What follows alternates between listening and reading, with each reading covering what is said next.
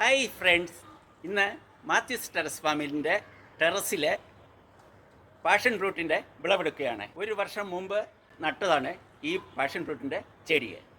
ഇത് വളർന്ന് പന്തലിച്ച് ദിവസവും ധാരാളം പാഷൻ ഫ്രൂട്ട്സ് കിട്ടിക്കൊണ്ടിരിക്കുന്നു. ഇന്ന് ഞാനിതിൻ്റെ വിളവെടുക്കുകയാണ്. എങ്ങനെയുണ്ടെന്ന് നോക്കിക്കേ.